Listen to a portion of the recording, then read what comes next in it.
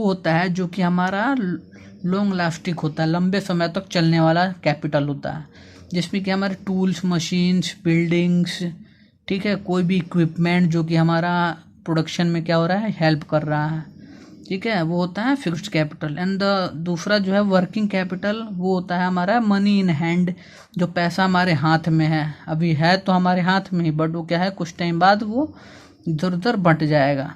Raw materials, वो raw materials जो क्या है हमारा प्रोडक्शन से पहले पहले तो है, लेकिन प्रोडक्शन होगा तो रॉ मटेरियल क्या हो जाएगा, यूज हो जाएगा उसका, ये होता है वर्किंग कैपिटल, जो कि यूज हो जाता है इन फ्यूचर, लॉन्ग लास्टिंग नहीं होता है ये, ठीक है। चौथा है हमारा ह्यूमन कैपिटल, ठीक है, मोस्ट इम्पोर्टेंट है ह्यूमन कैपिटल, यानी कि ह्यूमन जो है एफर्ट करते हैं प्रोडक्शन में, वो हमारा होता है ह्यूमन कैपिटल, जो कि बहुत ही ज़्यादा इम्पोर्टेंट है, ठीक है। आगे है हमारा फार्मिंग इन पालमपुर। पालमपुर के अंदर जो भी फार्मिंग एक्टिविटी होती है उसके बारे में दिया हुआ है, उससे रिलेटेड है, जिसके अंदर आपका कुछ पॉइंट है इसमें।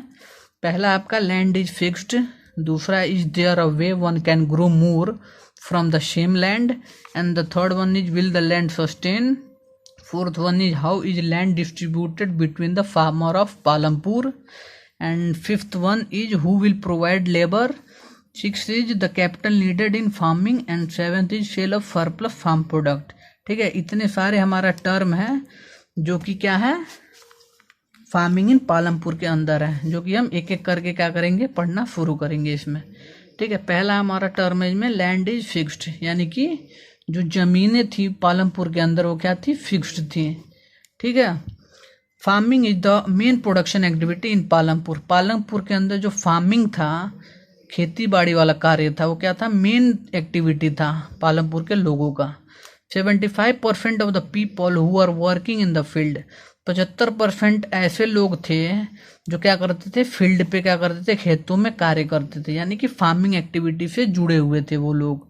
दे कुड बी फार्मर और फार्म लेबर, वे क्या थे, फार्मर्स थे, कुछ उसमें थे जो कि फार्मर थे जिनका उन अपना खुद का जमीन था, और कुछ जो थे फार्म लेबर थे, वो क्या करते थे, दूसरों के जमीन पे जाके खेती बाड़ी वाला कार्य करते थे, ठीक है।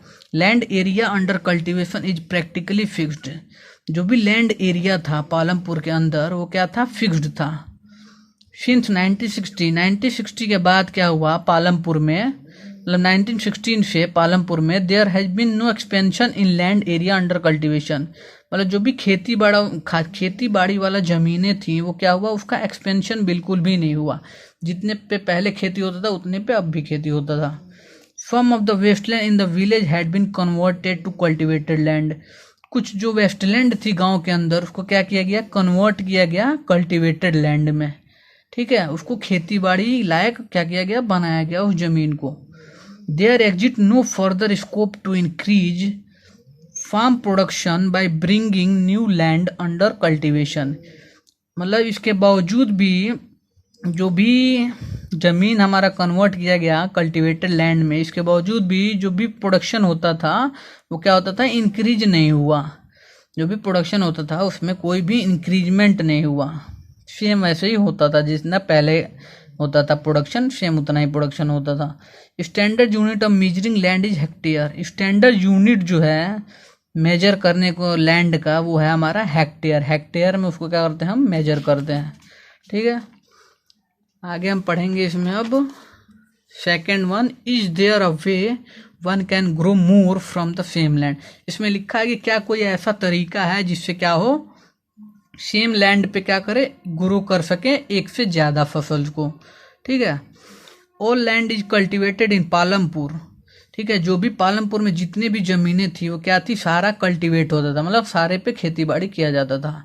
No land is left idle, कोई भी ज़मीन ऐसा नहीं था जो क्या था, ऐसे छूटा हुआ था, सब पे खेती होता था।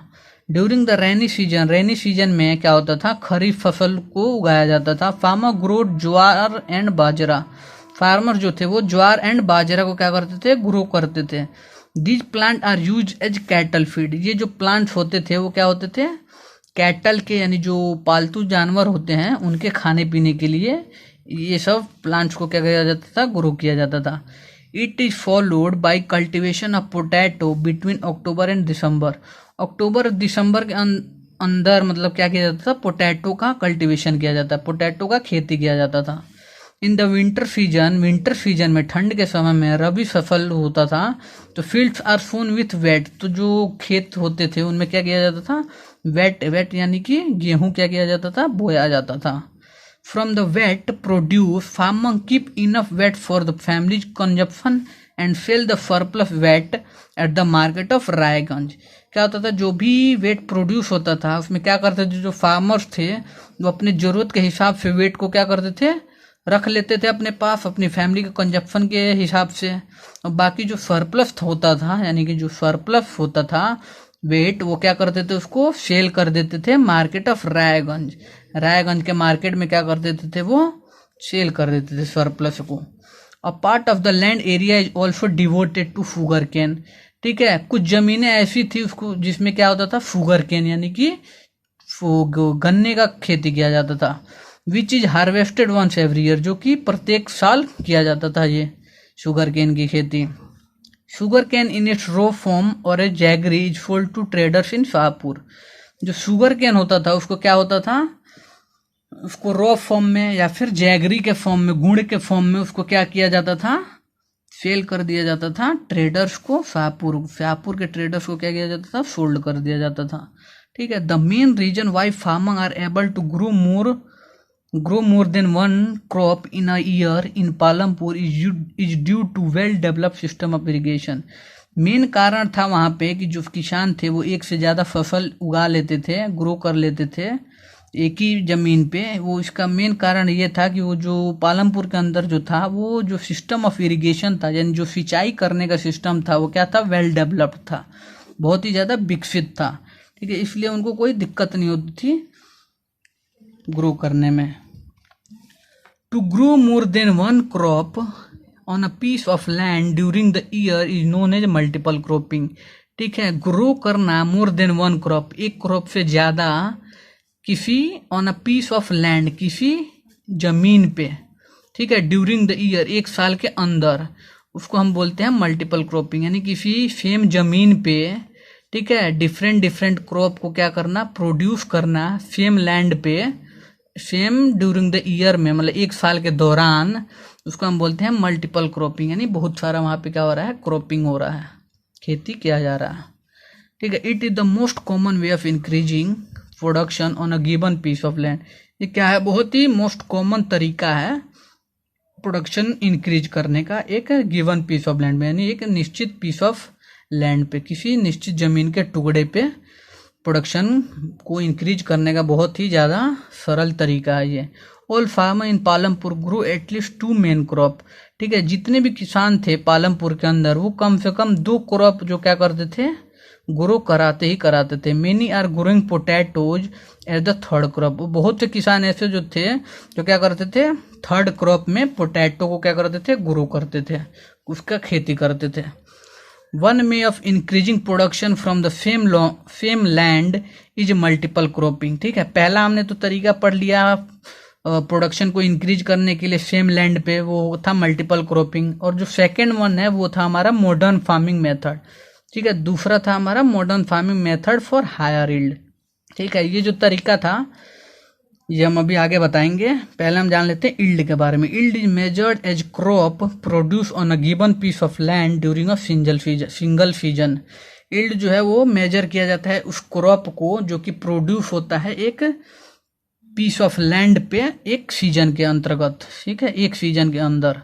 ठीक है, मेन चीज़ क्या था इसमें कि मॉडर्न फार्मिंग मेथड में क्या था कि जब आपका ग्रीन रिवॉल्यूशन से पहले क्या होता था, खेती जो होता था उस टाइम पे जो भी प्रोडक्शन होता था वो बहुत ही ज़्यादा कम होता था, फिक्स्ड होता था। ठीक है, उस टाइम पे काऊ डंग ये सब इन्हीं सब का यूज किया जाता था एज अ फर्टिलाइजर। बट जब ग्रीन रिवॉल्यूशन आया, after green revolution HYB seed come in the market के अंदर क्या हुआ, HYB सीड आया। ठीक है, HYB सीड था हमारा, HYB सीड्स मतलब था हमारा higher yield variety. HYB seeds करके एक सीड्स जो है वो मार्केट में आया। इससे क्या होता था, जो भी प्रोडक्शन होता था वो ज़्यादा होता था, इंक्रीज होता था, प्रोडक्शन में। Farmer of Punjab, Haryana and western Uttar Pradesh were the first to try out the modern farming method in India.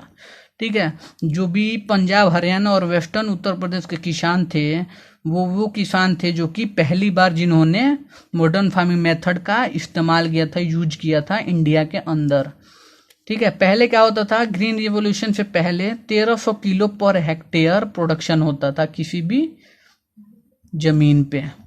ठीक है, एग्जाम्पल के लिए दिया हुआ है ये। लेकिन जब मॉडर्न फार्मिंग मेथड आया यानी HYB सीड आया ग्रीन रिवॉल्यूशन के बाद, उस टाइम पे क्या हो गया, 1300 किलो पर हेक्टेयर से बढ़ के 3200 किलोग्राम पर हेक्टेयर हो गया। ठीक है, यहाँ पे क्या हुआ, सीधे इंक्रीजमेंट बहुत ज़्यादा, डबल से भी ज़्यादा हो गया। ठीक है, तो यही फ़ायदा हुआ हमारा ग्रीन रिवॉल्यूशन आने के बाद। ठीक है, हमारा जो इंक्रीज होता था, मतलब जो भी हमारा प्रोडक्शन होता था फार्मिंग से रिलेटेड, वो क्या हुआ, इंक्रीज हो गया।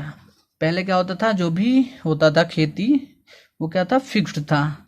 लेकिन जब ग्रीन रिवॉल्यूशन आया उस टाइम पे क्या हुआ, इंक्रीज हो गया हमारा प्रोडक्शन। पहले 1300 किलोग्राम था, बाद में क्या हो गया, वो 3200 किलोग्राम पर हेक्टेयर होने लगा। ठीक है, चलिए, थैंक यू।